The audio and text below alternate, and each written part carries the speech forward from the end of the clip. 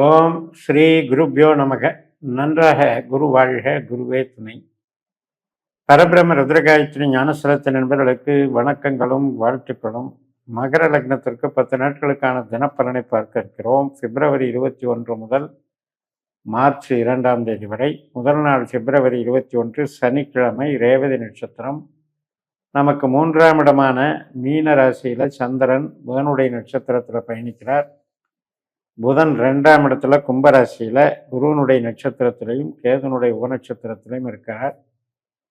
வேலை சார்ந்த விஷயத்துக்கும் பணவரவுக்கும் தொழில் பலத்துக்கும் நன்மை தரக்கூடிய நல்ல நாள் தான்.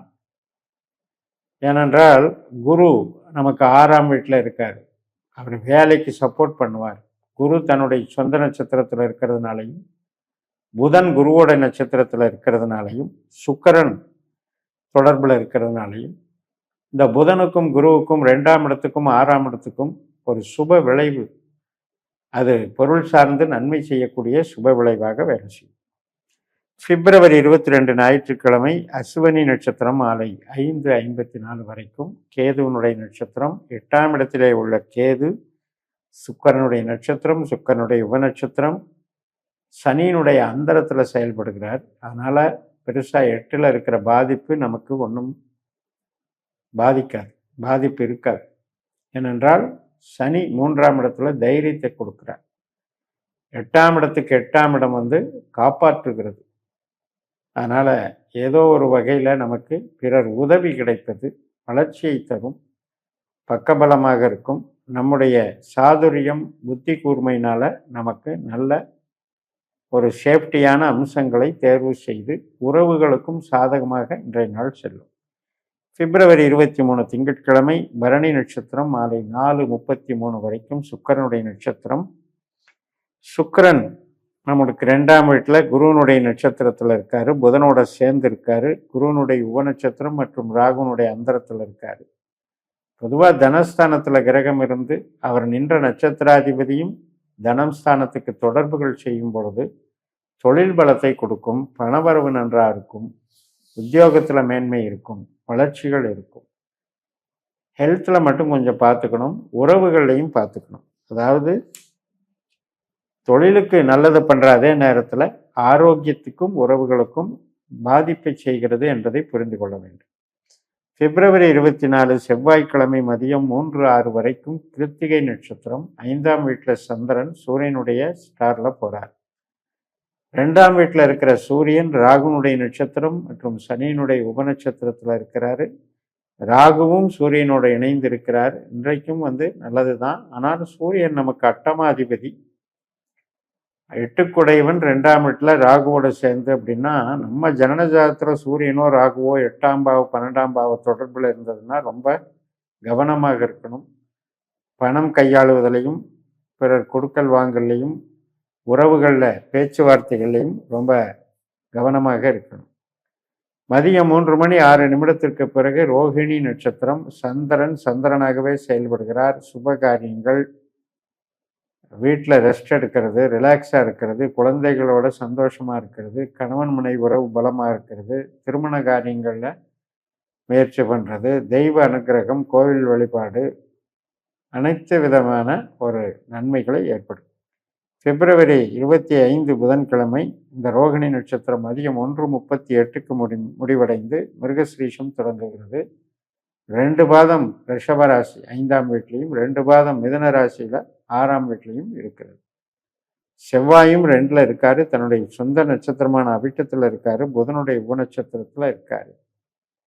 அதாவது ஒரு மாதிரி கட்டட தொழிலில் இருக்கவங்க, காவல்துறையில் இருக்கவங்க, ரியல் எஸ்டேட்டில் இருக்கவங்க மற்றும் கருவிகள் தயாரிப்பு, உற்பத்தி சார்ந்த அனைத்து துறைகள் எல்லாத்துக்குமே சிறப்பாக இருக்கும். நல்ல பணவரவை கொடுக்கக்கூடிய நல்ல நாள். பிப்ரவரி 26 வியாழக்கிழமை இந்த மிருகஸ்ரீஷம் என்பது நண்பகல் 12:11 முடிவடைந்து திருவாதிரை நட்சத்திரம் தொடங்குகிறது.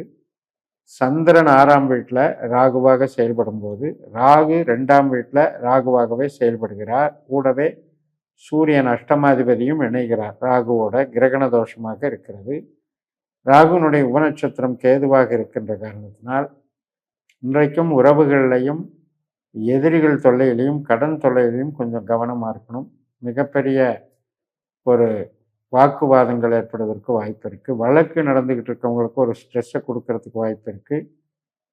பட் ரெகுலர் வேலை செய்கிறவங்க அந்த வேலையை செய்யறதுக்கு தப்பு இல்லை, நல்லா போகும். பிப்ரவரி 27 வெள்ளிக்கிழமை காலை 10:48க்கு இந்த திருவாதிரை முடிந்து புனர்பூச நட்சத்திரம், குருவனுடைய நட்சத்திரம். அதே புனர்பூசத்தில் தான் குருவும் இருக்காரு. குரு சந்திரன் 6ஆம் வீட்டில் சேர்க்கை பலனை தருகிறது. இது ஒரு நல்ல பலன் தான். 2ஆம் வீட்டில் இங்கே புதனும் சுக்கிரனும் கூட குருவாகவே செயல்படுகிறார்கள். இந்த 4 கிரகங்கள் இன்னைக்கு வேலை பார்க்குது. அதனால் வளர்ச்சி இருக்குது, தொழில் பலம் இருக்குது, பணவரவு இருக்குது, வேலைக்கு வாய்ப்புகளுக்கு சிறப்பாக இருக்குது. பிப்ரவரி 28 சனிக்கிழமை, மாதத்தின் கடைசி நாள்.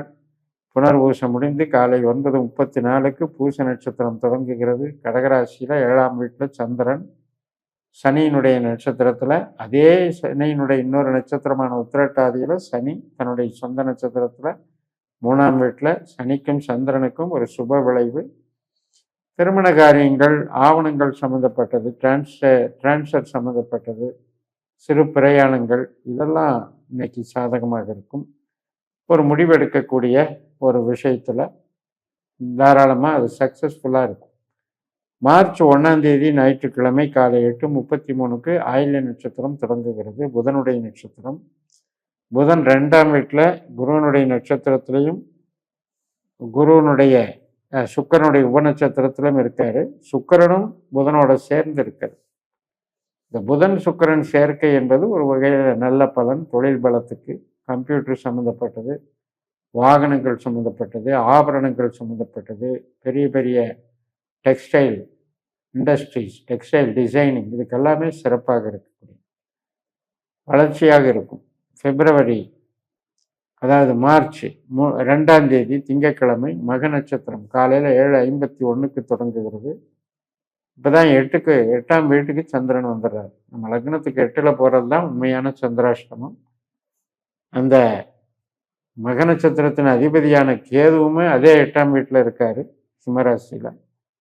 சுக்கிரனுடைய நட்சத்திரம், சுக்கிரனுடைய உபநட்சத்திரம் மற்றும் சனியினுடைய அந்தரத்தில் இருக்கிறதுனால கெடுதல்கள் தவிர்க்கப்படுகிறது. இருந்தாலும் கூட 8ல் சந்திரன் கேதுவாகவே செயல்பட்டு கேதுவும் 8ல் இருக்கிறதுனால மனக்குழப்பங்கள், உறவுகள் சார்ந்த அதிருப்திகள், வாக்குவாதங்கள், இதில் எல்லாம் கொஞ்சம் விட்டு கொடுத்து போகணும். ஸ்ட்ரெஸ் ஆகக்கூடாது. தெய்வ வழிபாடுகள் பண்ணிக்கணும். எங்கேயாவது யார் கூடயாவது ஒரு கம்பெனியாக நம்ம இணைச்சிக்கிட்டு நாம் மைண்டு டைவெர்ட் பண்ணிக்கிட்டீங்க அப்படின்னா கொஞ்சம் அந்த ஸ்ட்ரெஸ்ஸு குறையும் அப்படிங்கிறது சொல்லி நிறைவு செய்கிறேன். இந்த சேனலை சப்ஸ்கிரைப் பண்ணி ஷேர் பண்ணுங்கள். உங்கள் தனிப்பட்ட ஜாதக பலாபலன்களை என்னுடைய வாட்ஸ்அப் நம்பரில் தொடர்பு கொண்டு பலன் பெறுங்கள். உங்களிடமிருந்து விடைபெறுகிறேன். உங்கள் JMS. நன்றி, வணக்கம்.